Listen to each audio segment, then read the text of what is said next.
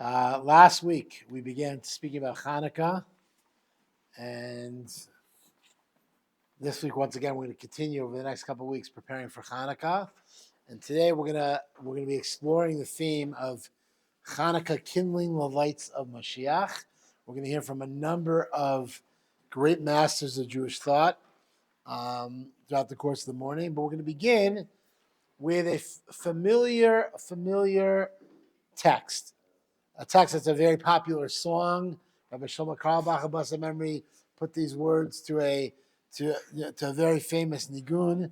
This first text on our sheets comes from the nusach of the Yamim Noraim, the liturgy for Rosh Hashanah and Yom Kippur, and the words are Simcha li'artzecha v'saston li'recha, joy for your city, for your land, and celebration for your cities. U'smicha keren l'David avdecha, and the beginning of the sounding of the horn in honor of David, your servant. Varichat ner leven yishai mishichecha v'her v'yameinu, and the preparation of a candle for the son of Yishai, your Mashiach, speedily in our days. That's not preparation. What? That's not preparation. So that's the question. What does it mean to prepare a ner for Mashiach? And we see this concept, by the way, not only in the nusach for the Yamim Noraim, but we see this concept introduced in Tehillim in text number 2. Sham atzmiach karen l'David, arachti ner l'mshichi. Okay, once again, there I will place, or begin to sound the horn for David, meaning the shofar to seemingly greet Mashiach.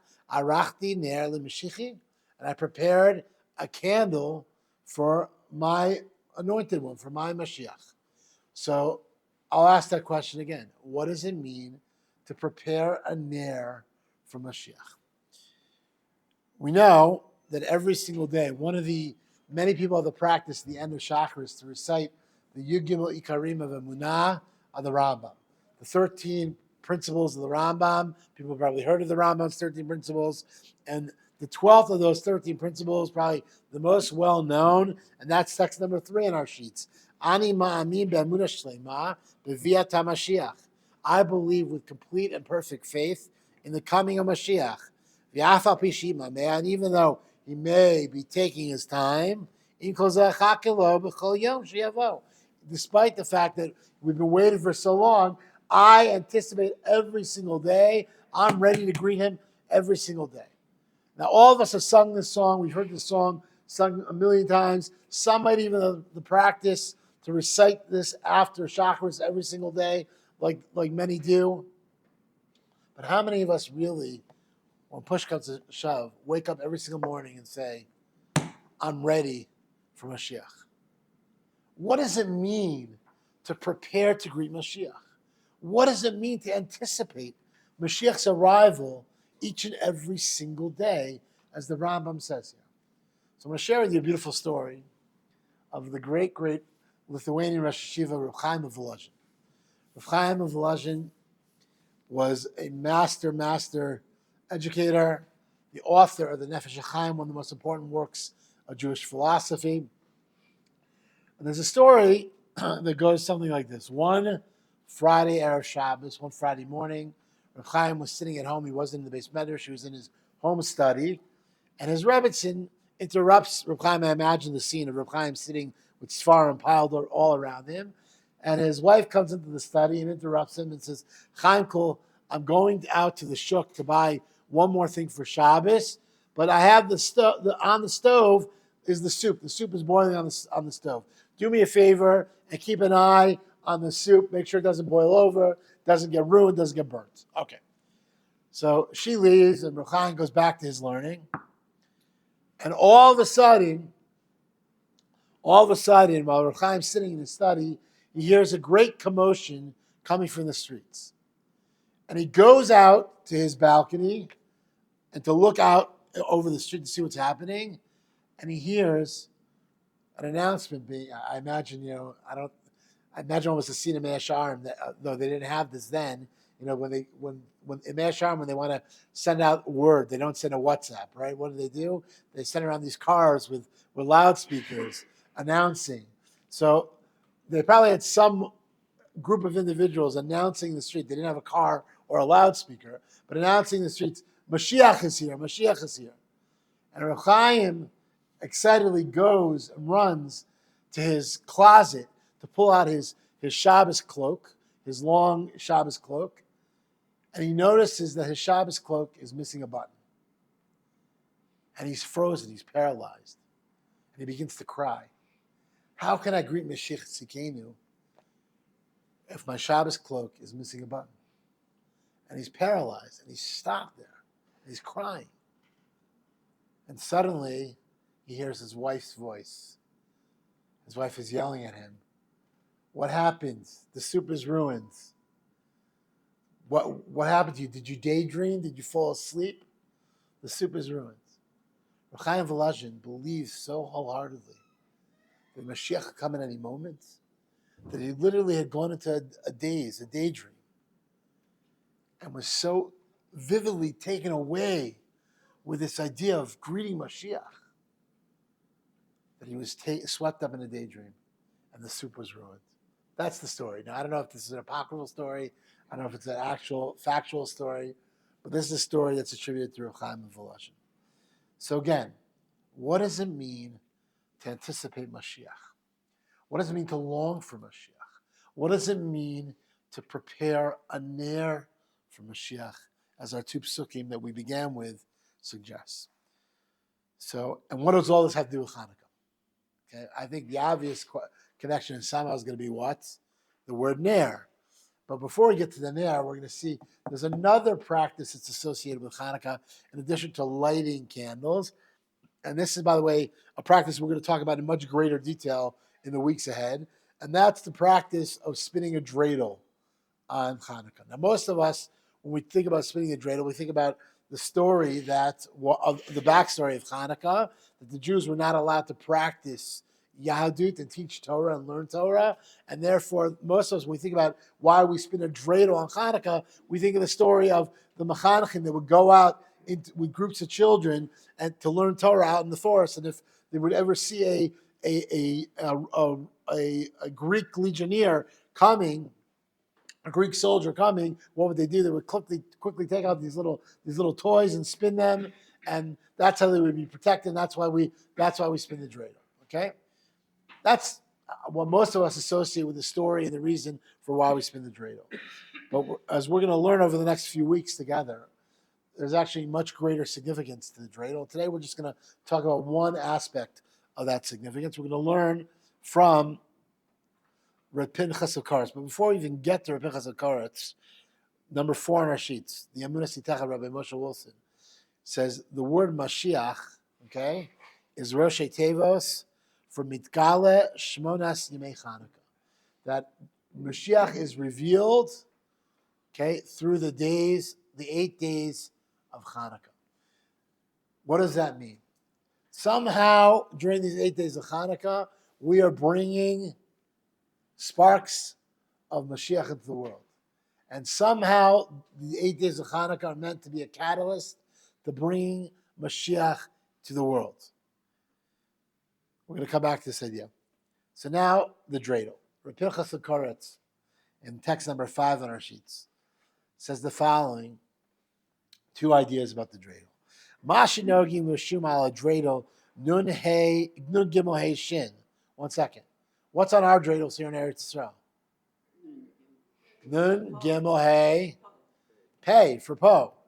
But we're going to see that maybe that's a ta'ut. Maybe that's not a good idea to put a pei on the dreidel. Why? Because we think that the letter stand for the acronym Nes Gadol Haya Sham. But we're going to learn something here now. Amar Rav, who's the Rav? If Reb Pinchas of Koretz is quoting the Rav, who's he speaking about?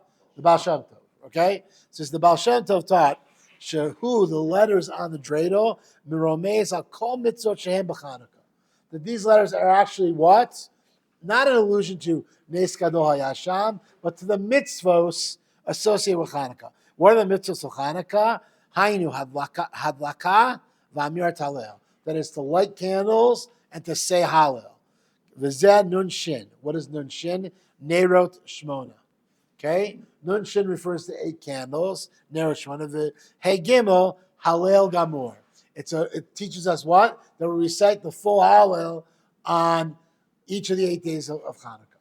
So really, according to Baal Shem Tov, the letters that we have on our dreidels are not about telling the story that a great miracle happened there or here, but rather it's a remez, a reminder of the 2 mitzvos associated with Hanukkah. That's the first teaching. But now he says another idea that the Baal Shem Tov teaches us. V'amarhu neiro yair kevan sheminhag Yisrael Torah kashem sheyeshivim panim l'Torah kach yeshivim panim l'minhagim. Since we say that the practices of the Jewish people, the customs of the Jewish people are likened to Torah, and we say there's 70 faces of interpreting Torah, that must also mean that what? There are 70 explanations for every single custom and practice. Venereally, remez leza, and it appears to me that there's an allusion to this. Apei divrei harav zichron livracha. Okay, and in accordance with the teachings of the Baal Shem Tov of blessed memory, Sha'amar who said, "Shekol nisim ba'im mehechal Mashiach." That all the miracles that come into the world all come from what? The same mystical space from which Mashiach is going to emanate. Meaning, every miracle that we experience is somehow bringing us closer to the greatest miracle, the salvation of the entire world, with the arrival of Mashiach Tzidkenu. The Gam Chanukah Yored Or Shel Mashiach. And so too on Hanukkah, therefore, the light of Mashiach comes into the world. Kenizker Le'el, V'zeh Remez, Shal Daled Otiot B'Gematria Mashiach. Those 4 letters, Nun, Gimel, Shin, and Hey, equal Mashiach. Okay? So, if that's the case, maybe, just maybe, we shouldn't take a dreidel with a pay. Maybe if the message is encrypted on the dreidel with Nun, Gimel, Shin, and Hey, okay, are meant to teach us, remind us of the 2 mitzvos of Hanukkah, as well as the central idea associated with Hanukkah, what? Being prepared to bring Mashiach, then maybe we shouldn't take a dreidel with a pay. As a matter of fact, if you look at this little snippet, text number 6, the Belzer Rebbe, when he came on Aliyah, it's reported when Rabbi Aaron Rokach, the Belzer Rebbe, moved to Israel, there were no dreidels available with the letters Nun, Gimel, Hey, Shin, because in Israel, it's traditionally used a pay instead of a shin. He sent the Shamash to search for a dreidel with a shin and commented that one should not change the letter to pay. Presumably, this is due to the Gematria connection to Mashiach.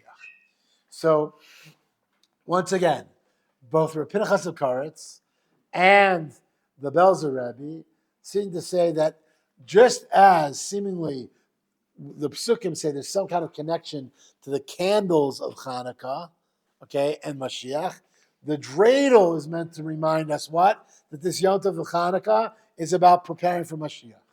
Okay? Yeah, you had a question.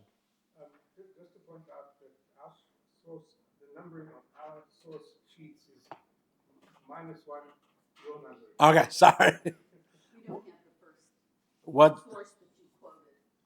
Which source is that? Simcha Oh, you don't have Simcha L'Artzah? Okay, sorry. Okay. I see it here. Oh, you're right. Okay, sorry. Okay. All right, so we're 1 off. So now let's go to text number 6. Or text number 5, sorry. You have 6 also?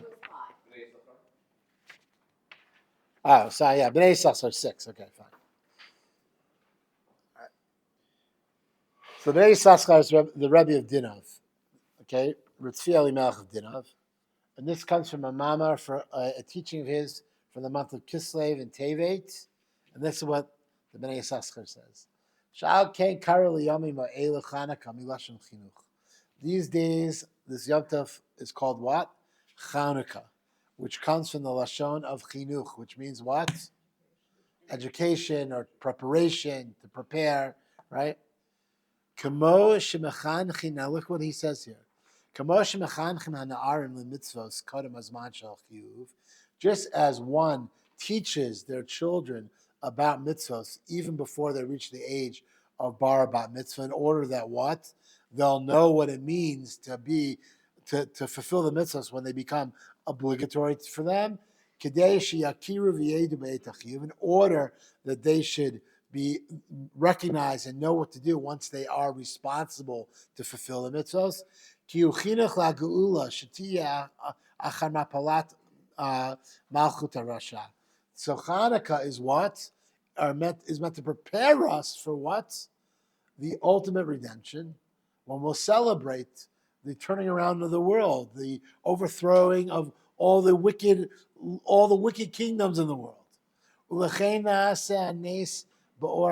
that's why the miracle, the original story, occurs through what? This idea of the mystical, metaphysical oil that burns for 8 days, and the light that burns for 8 days. Oraganus, which is what? A parallel or representation of the hidden light. What's the hidden light? Me'ein ha'or atid, orosh melech HaMashiach, shitkale b'shleimut b'mher v'yameinu. It's a taste, it's a glimpse of the light of the future, the light of Mashiach that may be revealed speedily in our days. So says the Bnei Yissaschar, the candles we light on Hanukkah are indeed meant to what? Put us in the frame of mind and prepare us and remind us that we have to be ready and anticipate Mashiach could come at any moment. And that's why our psukim talk about V'arachti ner leven yishai mishichecha, that I prepared a ner for Mashiach. What is the ner? Hanukkah, and that's why it's called Hanukkah from Lashon Chinuch, to prepare ourselves. When we light these candles, it's meant to what? Encrypted in this mitzvah is the capacity to bestow within every single member of the Jewish people and to encourage them to develop and allow to grow this anticipation, this longing for Mashiach. Okay, we could recite these words after Shacharis every single day, but for most of us, they're empty words. We need to literally be ready to greet Mashiach. Rav Tzadok says that the Leil Seder begins, the Magi begins with these words, Halach ma'ayna diachal v'atana da'ar Mitzrayim. This matzah that we're about to eat is the same matzah that our ancestors ate when they were enslaved for 210 years in Egypt. And at the end of the Seder, at the end of the Magid, when Rabbi Gamliel says, whoever doesn't discuss 3 things, they don't fulfill the mitzvah. Sipor Yisim Mitzrayim. One of those 3 things is matzah. Okay, matzah. Okay, Pesach matzah maror. Right. So when Rabbi Gamliel explains what we're supposed to remember about the matzah, does he say anything about the slaves' rations that they ate for 210 years? No. How does Rabbi Gamliel explain why we eat matzah? Because we left in great haste and we didn't allow the dough to rise. So Tzadok HaKohen of Lublin, the great Hasidic master, asks, so which is it? Okay, do we eat the matzah to remember the slaves' rations that we ate for 210 years, or do we eat the matzah to remember the fact that what? We left really quickly. And so the answer is what? Both. And that's why they're both ideas are presented.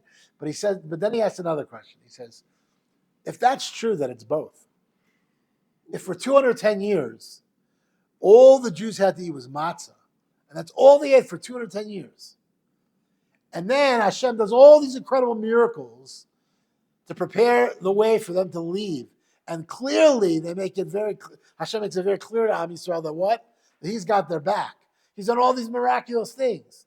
So they're finally going to go forth and be free. And for 210 years, all they had to eat was matzah. And they know Hashem's got their back. So they don't take a few minutes to let the dough rise a little bit more. They could finally eat a nice challah roll or a marble rye. They're going to eat the same forsook of matzah they had for 210 years, the slaves' rations. So listen to what Rabbi Tzadok says. Sometimes the Kadosh Baruch Hu presents us with an opportunity, a window of opportunity. He opens a window for us to experience miracles. And if we're in that mindset, in the frame of mind, that we're looking and anticipating that those miracles could come, so when those windows open, we're able to quickly jump right through and leave all our struggles behind. But if we're not in that mindset, if we're not ready to go, if we're not ready to leave everything behind to embrace a better tomorrow, then sadly we might miss those opportunities when they open up. And that's as Tzadok is what happened during Yetziat Mitzrayim. It's true they probably could have let the dough rise a little bit more, but they were so ready to go. They were so ready to leave Egypt behind. They were so ready for Yeshuos, for redemption. And therefore, when that window opened up, they jumped right through it. They didn't delay at all. And my friends, we need to prepare ourselves to get in the mindset that there's a better tomorrow just around the corner.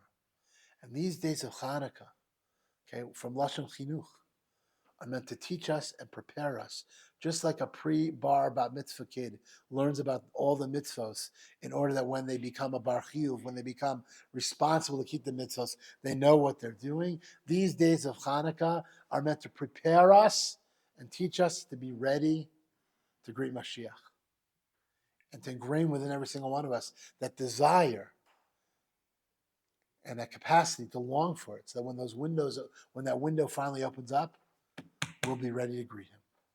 Okay, so let's go on.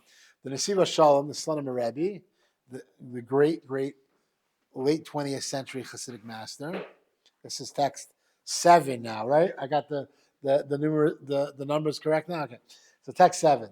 Ukashem sheneirot Chanukah inyanam nitzachi adei ya'ir or shamashiach. Just as the lights of Hanukkah are an essential idea that will continue to shine their light until we experience the light of Mashiach. Shemeir liYisrael b'chol meshech hagalut ad ki or chadash al Tzion ta'ir, that have provided light for the Jewish people throughout the entire time of their long exile until finally they'll be able to experience a new light coming on Zion, okay, and that's the light of Mashiach. Kach inyan pach hashemin, so to the idea of the little cruse of oil, shebadku umatsu chatum b'chotmo shel kohen gadol unetzachi. So to the idea of the cruse of oil that they searched high and low for, that the Chashmonayim searched high and low for, with the insignia of the Kohen Gadol, this idea is also eternal. So I'm going to ask you a question. It's a quiz. Okay, it's a quiz. Where in the annals of Jewish law does it say that the Kohen Gadol was responsible to seal jars of oil and put a little bedatz or OU on the oil with his signature? Alex says nowhere. Anyone want to be cholik with that, Alex?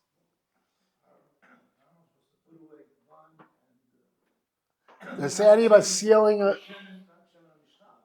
Say anything about sealing it with insignia? That's the question. So the answer is nowhere. Nowhere. So if that's the case, why do we put such an emphasis on this idea of the pach hashemin, the little jar of oil? So now the Shalom Rebbe is going to begin to discuss this. B'chol hadorot v'azmanim yesh et hakoach pach hashemin shu ma'at or hadochech choshech harbe. Why, says the Shalom Rebbe, was that idea so important that there was only a little tiny bit of fuel that should have only burnt for a little bit of time? To teach us the eternal message that a little bit of light can outshine so much darkness. Whether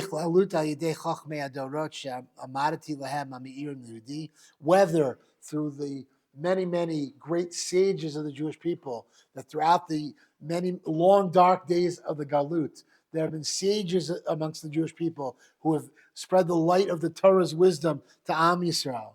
Or whether it's through the power of our faith, or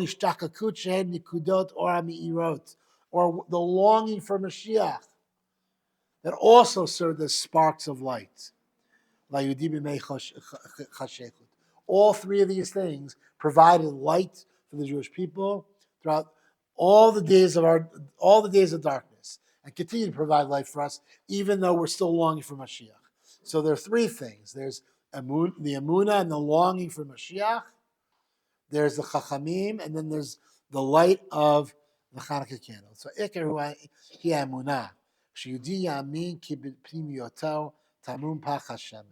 the essential message is what? Emunah. That a Jew should believe that within him is hidden a jar of pure oil. Now Rav Kook Zatzal is going to build on this idea even further. This is text number 8. B'chol Adam Yisrael yesh tsar kehuna.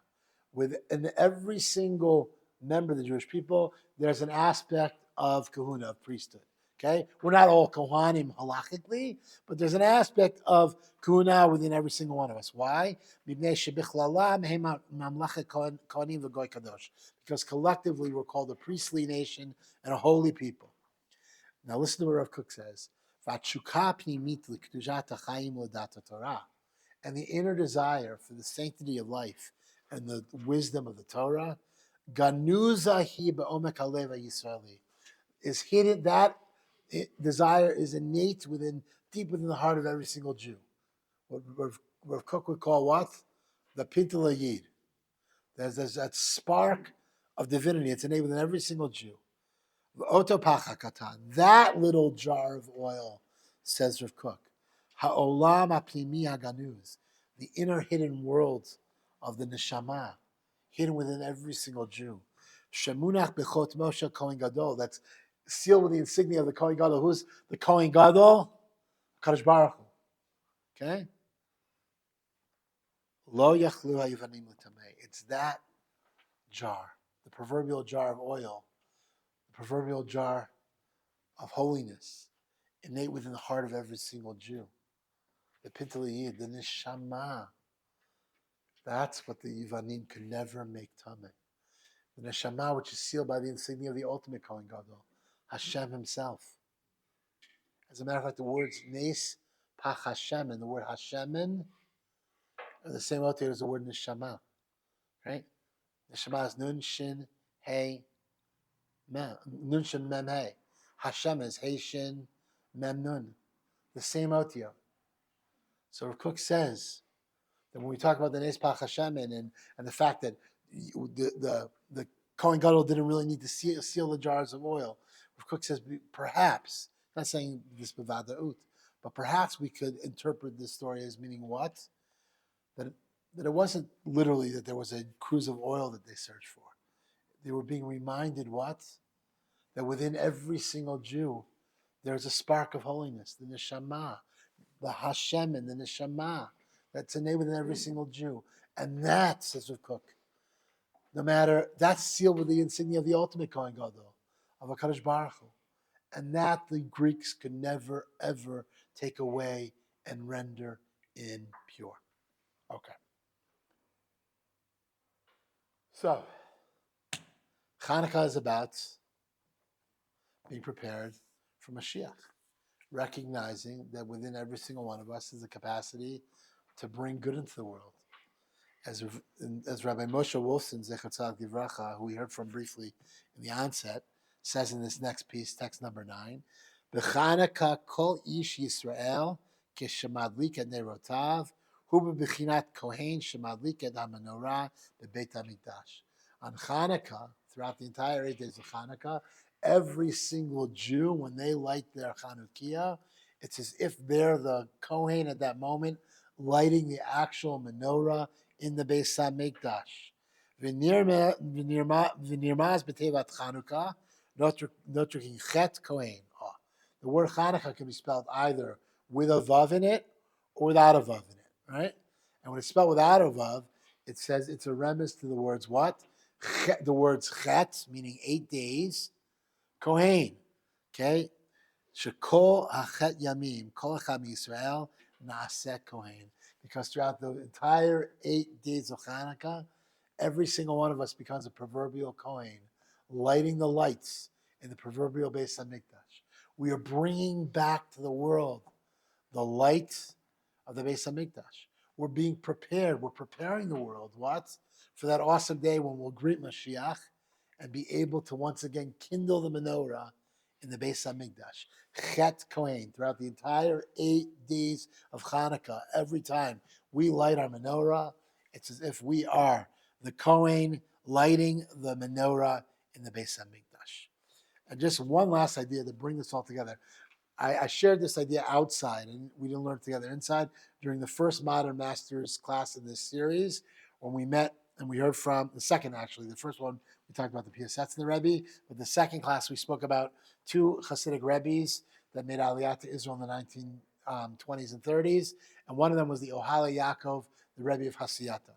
And we're going to learn from the Rebbe of Hasiyatan right now. This is an idea that when I spoke of his biography, I shared this idea, part of this idea, outside, not on the sheet, but we're going to learn it together now. This is a Torah that he shared on Hanukkah 1950, okay, here in Eretz Israel, in Tel Aviv.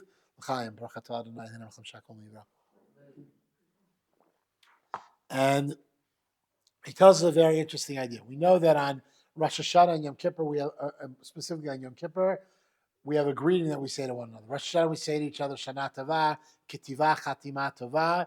And in Yom Kippur, we change the word Ketiva, Chatima Tova to the word what? Gemar Chatima Tova. Right? There should be a complete sealing of good. So listen to what he says here about the greeting that we're meant to give one another on Hanukkah. Chasidim ma'achalim gemar chatima tova b'Chanukkah. Okay, Chasidim wish one another what? Gemar chatima tova, not only on Yom Kippur, but when?